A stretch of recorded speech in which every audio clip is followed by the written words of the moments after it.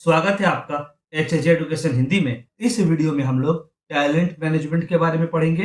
Talent management के objectives को जानेंगे। ह्यूमन रिसोर्स मैनेजमेंट में टैलेंट मैनेजमेंट एक स्ट्रेटेजिक अप्रोच है जिसका फोकस होता है ऑर्गेनाइजेशन को ध्यान में रखते हुए इम्प्लॉइज को अट्रैक्ट करना, इम्प्लॉइज को डेवलप करना, इम्प्लॉइज को रिटेन करना और इम्प्लॉइज का प्रॉपर यूटिलाइजेशन करना। टैलेंट मैनेजमेंट के अंदर बहुत सारे ह्यूमन रिसोर्स से जुड़े एक्टिविटीज को परफॉर्म किया जाता है।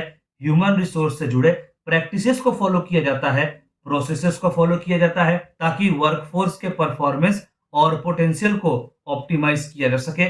जितना इफेक्टिव टैलेंट मैनेजमेंट का प्रोसेस होगा, ऑर्गेनाइजेशन उतने अच्छे से हाई परफॉर्मिंग वर्कफोर्स को डेवलप कर पाएगी, काबिल इंप्लॉइज का ले ऑफ को रोक पाएगी, इंप्लॉइज का वर्क सेटिस्फेक्शन को इंप्रूव कर पाएगी और ऑर्गेनाइजेशन अपने लॉन्ग टर्म ऑब्जेक्टिव्स को अचीव कर पाएगी। टैलेंट मैनेजमेंट को परफॉर्म करने के लिए सारे ह्यूमन रिसोर्स के प्रोसेसेस और प्रैक्टिसेस को प्रॉपरली इंटीग्रेट करना होगा ताकि सारे ह्यूमन रिसोर्स रिलेटेड प्रोसेसेस और प्रैक्टिसेस में एक तालमेल हो और ओवरऑल स्ट्रेटजी सही से फ्रेम किए जा सके, इम्प्लीमेंट किए जा सके। आज के मॉडर्न ह्यूमन रिसोर्स मैनेजमेंट का एक बहुत ही क्रिटिकल स्ट्रेटेजिक कंपोनेंट होता है टैलेंट मैनेजमेंट। इंप्लॉइज का रिक्रूटमेंट और रिटेंशन के अलावा भी टैलेंट मैनेजमेंट का बहुत सारे ऑब्जेक्टिव्स होते हैं। कहने का मतलब हुआ टैलेंट मैनेजमेंट केवल इंप्लॉइज के रिक्रूटमेंट और रिटेंशन तक सीमित नहीं रहता।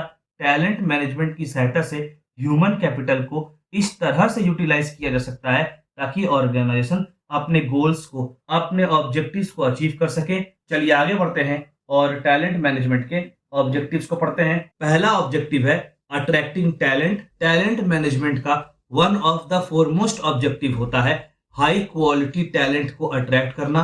इसके लिए ऑर्गेनाइजेशन अपने आप को ब्रांड बनाने का प्रयास करती है ताकि अच्छे इंप्लॉइज ऑर्गेनाइजेशन के प्रति अट्रैक्ट हो सके। ऑर्गेनाइजेशन हमेशा यह दिखाने का प्रयास करती है कि वह इंप्लॉइज के काम करने के लिए एक डिजायरेबल प्लेस है, जहां पर इंप्लॉइज अच्छे से काम कर सकते हैं, जहां पर कल्चर, वैल्यूज, अपॉर्चुनिटीज बहुत अच्छे हैं। आगे strong online presence, positive reviews और टारगेटेड रिक्रूटमेंट कैंपेन आदि के माध्यम से भी इफेक्टिव टैलेंट एक्विजिशन परफॉर्म किया जा सकता है, या यूं कहें टैलेंट को इफेक्टिवली ऑर्गेनाइजेशन में लाया जा सकता है। अगला ऑब्जेक्टिव है एम्प्लॉय इंगेजमेंट एंड रिटेंशन। केवल टॉप टैलेंट्स को अट्रैक्ट करना काफी नहीं है, बल्कि ऑर्गेनाइजेशन में टॉप टैलेंट को रिटेन करना भी जरूरी होता है। तो ऐसे में टैलेंट मैनेजमेंट का एम होना चाहिए ऐसे वर्क एनवायरनमेंट क्रिएट करने में जो कि एम्प्लॉय सेटिस्फेक्शन और एम्प्लॉय इंगेजमेंट को बढ़ावा दे।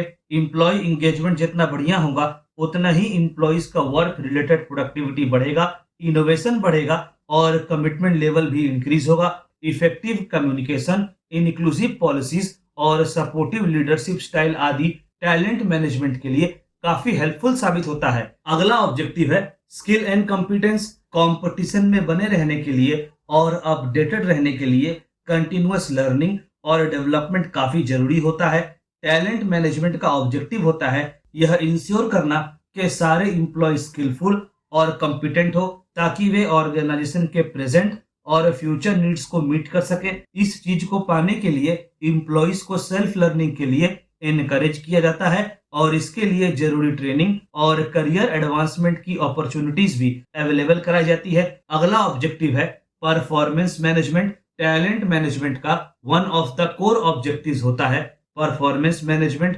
परफॉर्मेंस मैनेजमेंट में सबसे पहले क्लियरली परफॉर्मेंस से जुड़ा एक्सपेक्टेशन को सेट किया जाता है, फिर रेगुलर फीडबैक प्रोवाइड की जाती है और लगातार परफॉर्मेंस का इवैल्यूएशन परफॉर्म किया जाता है। अगला ऑब्जेक्टिव है सक्सेशन प्लानिंग। जो भी व्यक्ति ऑर्गेनाइजेशन में आता है वह एक ना एक दिन रिटायर हो जाता है और रिटायरमेंट की वजह से फिर जगह खाली हो जाती है। तो इसके लिए एम्प्लॉय के रिटायरमेंट से पहले ही विचार चलता है कि कौन सा एम्प्लॉय रिटायरमेंट के बाद खाली जगह को भरेगा। इसे ही सक्सेसर प्लानिंग कहते हैं। सक्सेसर प्लानिंग की सहायता से फ्यूचर लीडर्स को आइडेंटिफाई करने का प्रयास किया जाता है और कंटिन्यूटी को मेंटेन करने का भी प्रयास किया जाता है। टैलेंट मैनेजमेंट की सहायता से सक्सेशन के लिए योग्य एम्प्लॉय को आइडेंटिफाई करना आसान हो जाता है। इससे लीडरशिप में गैप नहीं बनता और ऑर्गेनाइजेशन अपने तय दिशा में चलती रहती है।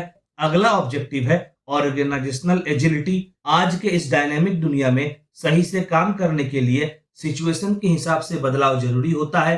टैलेंट मैनेजमेंट का ऑब्जेक्टिव होता है ऑर्गेनाइजेशन को फ्लेक्सिबल बनाना और अडेप्टेबल बनाना, ताकि ऑर्गेनाइजेशन मार्केट में आए शिफ्ट्स के हिसाब से, चेंजेस के हिसाब से अपने आप को ढाल पाए और अपने आप को चेंज कर पाए और अपॉर्चुनिटीज को प्रॉपरली रिस्पॉन्ड कर सके। टैलेंट मैनेजमेंट का ऑब्जेक्टिव होता है ऑर्गेनाइजेशन को फ्लेक्सिबल और अडेप्टेबल बनाना, ताकि ऑर्गेनाइजेशन मार्केट में आए शिफ्ट्स के हिसाब से, चेंजेस के हिसाब से अपने आप को ढाल सके, आने वाले अपॉर्चुनिटीज को प्रॉपरली रिस्पॉन्ड कर सके। अगला ऑब्जेक्टिव है diversity and inclusion.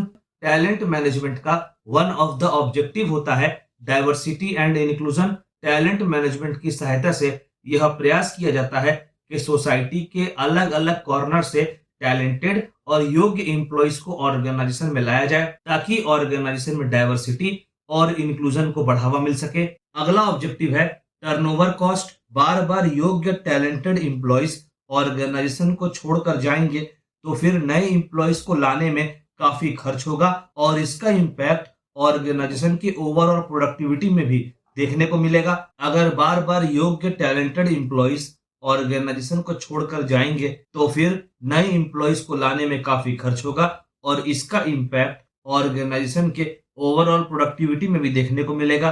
Talent management की सहायता से एम्प्लॉइज के नीड्स, रिक्वायरमेंट्स, डिससेटिस्फैक्शन, डिसएंगेजमेंट आदि को भी समझने का प्रयास किया जाता है, उन्हें एड्रेस करने का प्रयास किया जाता है, ताकि एम्प्लॉइज ऑर्गेनाइजेशन को छोड़कर ना जाए और ऑर्गेनाइजेशन का टर्नओवर कॉस्ट भी रिड्यूस हो। एम्प्लॉइज के टर्नओवर को कम करने के लिए प्रॉपर कंपनसेशन प्रोवाइड किया जा सकता है, उन्हें प्रॉपर ग्रोथ अपॉर्चुनिटीज भी प्रोवाइड की जा सकती है, पॉजिटिव वर्क एनवायरनमेंट अवेलेबल कराया जा सकता है आदि। अगला ऑब्जेक्टिव है एम्प्लॉयर ब्रांड। टैलेंट मैनेजमेंट का ऑब्जेक्टिव होता है एक पॉजिटिव एम्प्लॉयर ब्रांड को क्रिएट करना, ऑर्गेनाइजेशन का पॉजिटिव साइड को दिखाना, स्ट्रेंथ को दिखाना, ताकि टॉप टैलेंट्स को ऑर्गेनाइजेशन अट्रैक्ट कर सके और एग्जिस्टिंग एम्प्लॉइज का प्राइड और लॉयल्टी को भी इनहेंस कर सके।